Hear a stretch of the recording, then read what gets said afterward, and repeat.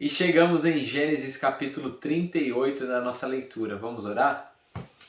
Deus, muito obrigado por mais esse dia de vida. Muito obrigado pela tua presença em nós, porque podemos orar e saber que o Senhor nos ouve, o Senhor está sempre perto, presente. Obrigado, Deus, porque o Senhor tem cuidado de nós e nós vemos isso através de várias situações na nossa vida. Nos ajuda nesse momento a ler a Tua Palavra, a entendê-la e aprender mais sobre a Tua vontade para que nós possamos nos aproximar cada vez mais de Ti. Em nome de Jesus, amém. Gênesis capítulo 38, versículo 1. Por essa época, Judá, era um dos filhos de Jacó, deixou os seus irmãos e passou a viver na casa de um homem de Adulão, chamado Ira. Ali Judá encontrou a filha de um cananeu chamado Suá e casou-se com ela. Ele a possuiu, ela engravidou e deu à luz um filho, ao qual ele deu o nome de Er. Tornou a engravidar, teve um filho e deu-lhe o nome de Onã. Quando estava em Quezibe, ela teve ainda outro filho e chamou Selá. Então, o Judá teve o filho chamado Er, o segundo filho chamado Onã e mais para frente um filho chamado Selá.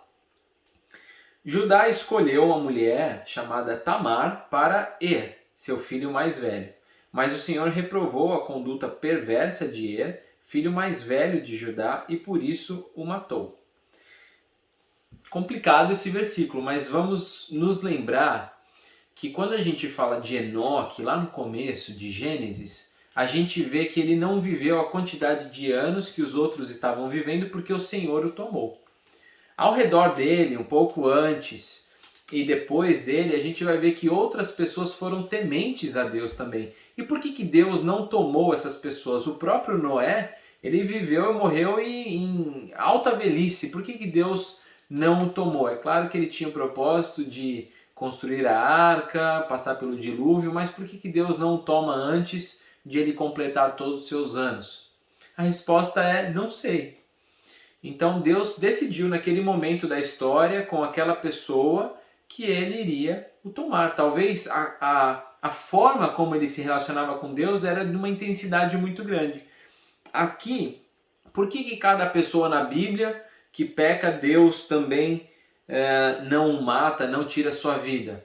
Talvez a intensidade com que ele foi perverso e o momento histórico ali fez com que Deus tomasse a vida do tal do Er, que era o filho mais velho de Judá. Então Judá disse a Onã: case-se com a mulher do seu irmão, cumpra as suas obrigações de cunhado para com ela e dê uma descendência ao seu irmão. Então era o costume ali da época de que quando o primogênito morresse sem dar filhos, o segundo filho fosse lá, casasse com a mulher do seu irmão que faleceu e tivesse 1, 2, 3, 4, quantos filhos quisesse, mas o primeiro filho não seria o filho dele, seria como se fosse o filho daquele que morreu. Então, continuaria a descendência do primogênito, seria o filho considerado filho de Er. Versículo 9. Mas Onã sabia que a descendência não seria sua. Assim, toda vez que possuía a mulher do seu irmão, derramava o sêmen no chão para evitar que seu irmão tivesse descendência. O Senhor reprovou o que ele fazia e por isso o matou também. Nossa, então quer dizer que esse texto está falando sobre controle de natalidade, que a gente, nos nossos dias de hoje, as mulheres não podem utilizar pílulas anticoncepcionais ou não podem utilizar outro tipo para evitar de engravidar. A gente vê que nessa época, para esse povo em específico, o objetivo era crescer, multiplicar. Lembra a promessa que Deus tinha dado a Abraão, Isaac, Jacó, que a descendência iria ser como as estrelas do céu, como a areia do mar. Então o objetivo aqui era o Onã cumprir com as suas obrigações e continuar a descendência do seu pai. E ele não faz isso. Então era a questão que estava por detrás daquilo que ele estava fazendo. Então não significa que jogar sêmen no chão é pecado, mas aquilo que ele fez de evitar a descendência do seu irmão e não cumprir com as obrigações que ele tinha, aí sim foi pecado. Disse então Judá a sua nora Tamar: more como viúva na casa do seu pai, até que o meu filho Selá cresça. Então a gente vê que o Selá ele ainda não tinha idade para se casar com Tamar e se reproduzir ali, né, criar uma descendência, talvez seria muito novo. Então espera ele dar uma crescidinha e aí eu te dou o meu filho para que você possa ter a descendência. Porque temia que ele viesse a morrer como seus irmãos. Assim Tamar foi morar na casa do pai. Então os dois já tinham morrido. O Judá falou assim, poxa, daqui a pouco o Selá vai morrer também. Tempos depois morreu a mulher de Judá, filha de Suá. Passado o luto, Judá foi ver os tosqueadores do seu rebanho em Tímina com o seu amigo Ira, o Adulamita. Quando foi dito a Tamar, seu sogro está a caminho de Tímina para tosquear as suas ovelhas, ela trocou suas roupas de viúva, cobriu-se com um véu para se disfarçar e foi sentar-se à entrada de Enaim, que fica no caminho de Tímina. Ela fez isso porque viu que, embora Selá já fosse crescido, ela não lhe tinha sido dada em casamento. Então o que parece é que Judá esqueceu dela e não se atentou da responsabilidade dele de pegar o Selá e entregar para Tamar, para que os dois pudessem continuar a descendência, pudessem se casar e continuar a descendência. Quando a viu, Judá pensou que fosse uma prostituta, porque ela havia encoberto o rosto. Não sabendo que era sua nora, dirigiu-se a ela, à beira da estrada, e disse: venha cá, quero deitar-me com você. Ela perguntou: o que você me dará para deitar-se comigo? Disse ele: eu lhe mandarei um cabritinho do meu rebanho. Ela perguntou: você me deixará alguma coisa como garantia até que o mande? Disse Judá: que garantia devo dar-lhe? Ela respondeu: o seu selo com o cordão e o cajado que você tem na mão. Ele os entregou e a possuiu, e Tamar engravidou dele. Ela se foi, tirou o véu e tornou a vestir as roupas de viúva. Lembra que as coisas de Judá estavam agora sob posse de Tamar, então ele tinha que mandar o cabritinho para pegar as coisas de volta.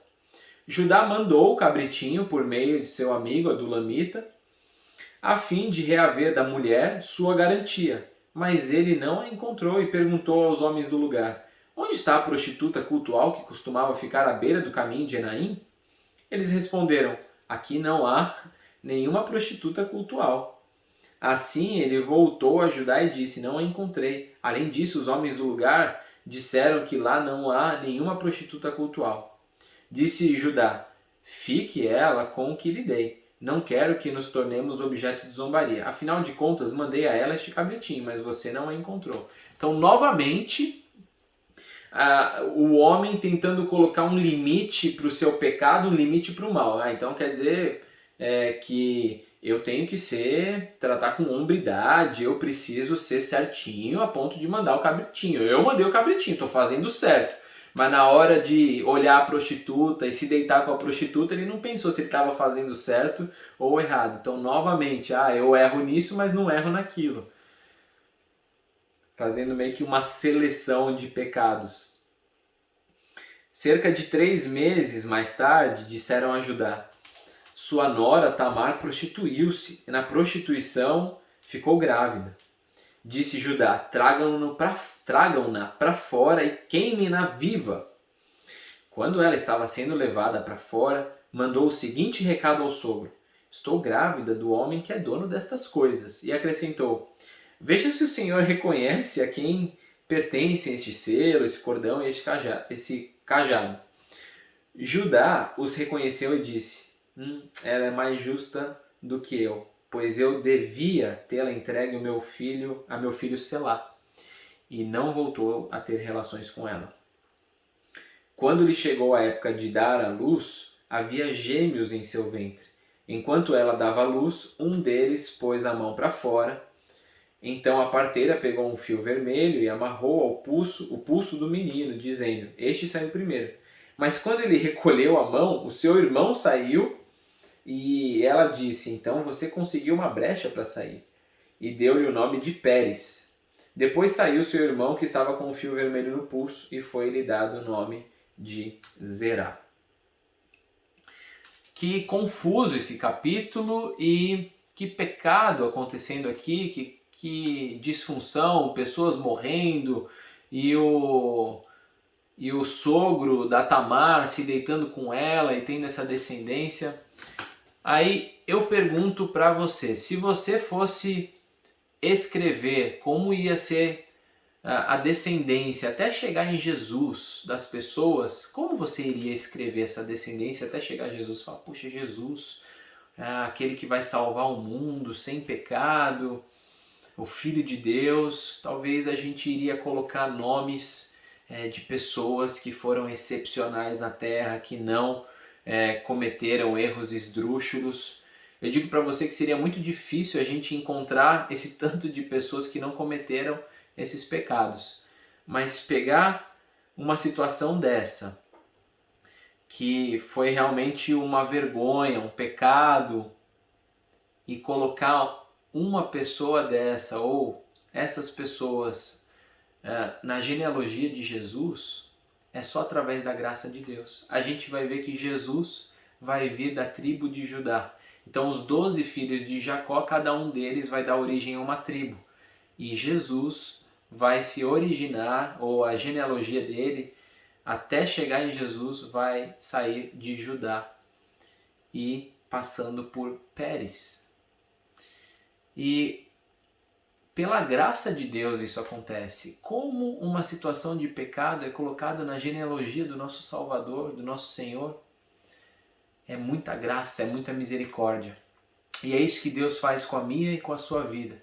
De repente você olha para a sua vida e você fala assim, poxa, eu já pequei tanto, eu já errei tanto, minha vida é toda suja, eu acho que está muito difícil para Deus limpar e me usar como bênção, ou usar situações da minha vida para abençoar outras pessoas, as coisas que eu já passei. E aí vem a graça de Deus e nos inunda de uma maneira em que Ele pega as coisas ruins que nós passamos e transforma em bênção, onde nós podemos trazer aprendizado para outras pessoas. Deus vem, transforma a nossa vida e purifica o nosso coração, agindo com graça e misericórdia e nos tornando uma bênção e nos fazendo parte de algo muito grande. Como que você olha para uma situação dessa e fala que esses caras vão fazer parte da genealogia de Jesus?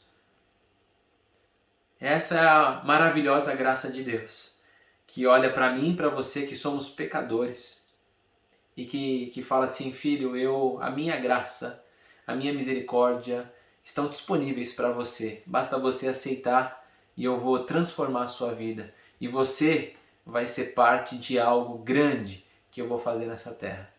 Que Deus nos ajude, nos abençoe a enxergarmos que a graça e a misericórdia dele, agindo na nossa vida, pode não apenas apagar os pecados, mas nos transformar em bênção e nos fazer parte de algo muito maior.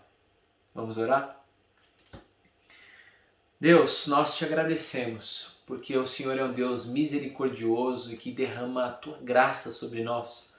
Nós somos gratos a ti, nós, diante disso, nos sentimos constrangidos por tanto amor, por tanto carinho, e por sempre o Senhor dar o primeiro passo em direção a nós. Nós queremos retribuir isso, entregando ao Senhor o nosso coração. Nos ajuda a enxergar que o Senhor pode transformar qualquer situação ruim em bênção, se assim nós nos colocarmos nas tuas mãos. Em nome de Jesus, te agradecemos. Amém. Até amanhã, Gênesis capítulo 39.